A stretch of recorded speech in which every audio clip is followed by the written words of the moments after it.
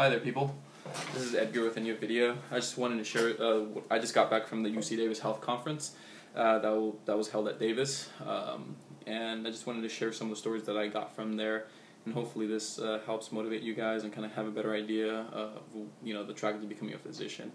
It is about so the stories I'll share with you are some of the ones that touch me the most, and I feel like maybe this will motivate some of you guys and keep going and so forth. The first one that I want to share was with the guy that was the director of admissions at Duke Medical School, which is an Ivy League medical school. And he went on, he said that, when they look for physicians, they want the competency, but they also want you to also be polite and be someone that others, when you go in a room, you have, 10 seconds to make a connection with a patient, and they want to know, are you that kind of person that has that type of, interaction with people.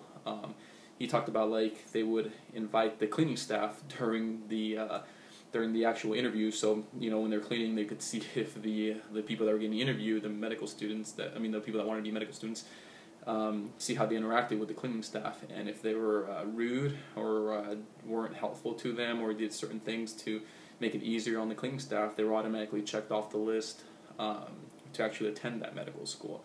And this is, I guess this guy was Richard Wallace, and he made some really interesting points to me that really struck something in me. He said that he got real personal in front of a whole meeting, and he said, are you the type of person that could go into a room and and tell a husband that's been married for 30 years that his wife has cancer and there's nothing they could do because it's metastasized all over her body, and nothing with medicine can actually save her, and she only has a few months to live? Can you be that person to look that man in the eyes and tell him that? And he went on to say that that situation happened to his father. He also said, can you go up to a person and be that individual to tell maybe that patient that he has to undergo brain surgery and he might not make it, and tell his son that as well in the same room. And that was actually his account, that he had to undergo some sort of brain surgery and, wasn't expected to survive that surgery. So can you be that physician to do that? He also shared another story. He said, can you be that person? The last one he said he said sometime around this month, which is October, he said that he had a surgeon, and he had to tell this little girl that was about 5 years old that she had cancer, and that he had to tell his parents that it's better to celebrate Christmas early this year because she wasn't probably going to make it by Christmas. So they wanted to know, when they interview people, they want to know, are you that person? Are you that person to show empathy and can make a connection to people in a matter of seconds? Because the connection you have with the patient is everything. It doesn't matter how competent or not, and so forth that you are, but if you can't do that, then you're not really an impacting physician. And it's stuck with me. People need to know that you will run into cases like that, and you need to show the human side and show empathy and caring for other individuals that are going through tough times. So that was really inspiring. The last one more person that I really like was his name was Jeffrey Kane, and he basically just kind of told everyone that everyone has a story, everyone has a story to tell, everyone has a story to share, and we could change the world with that. If we share a story that could impact other people, and we're slowly changing the world, and we're leaving it a better place than it was once. And he shared a story that he one time he just got in a bad accident. He didn't explain what happened, but his whole face was shattered, and ended up having to cut both of his legs off, and he had prosthetics.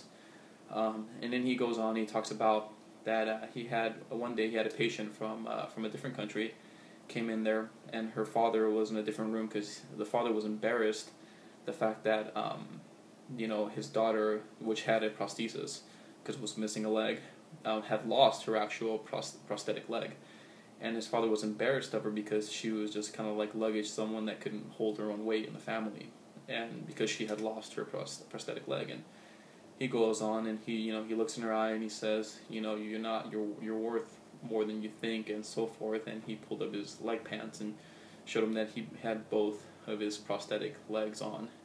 And you know, you could go on and be someone. You could be a physician. You could be whatever you wanted in life. Just because you had something wrong with you doesn't mean that you're worthless. And he said that that was a special story that he had with her. And he said that 2 years later, she actually came back to the clinic, and you know, was happy to see him again. And she had started community college, and you know, she was on her way, because she knew that, you know, it wasn't over just because something's wrong with you. You know, and he also that was really inspiring.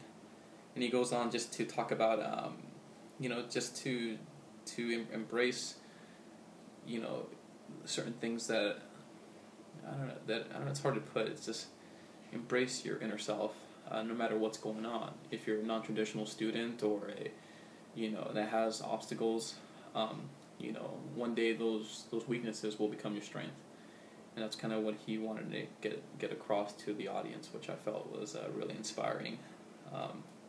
So just, you know, the thing to take back from all this, I feel that people can make a change regardless of what obstacles you have gotten in the past. And you can change the world with that. You really can. You can make an impact with other individuals, and just motivate others.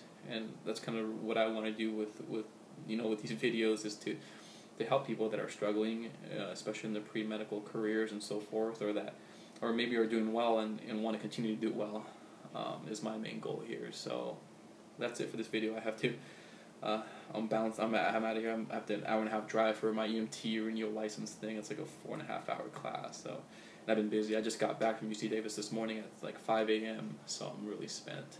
But hopefully that's just another short video, and I'll make one soon again. Thank you guys.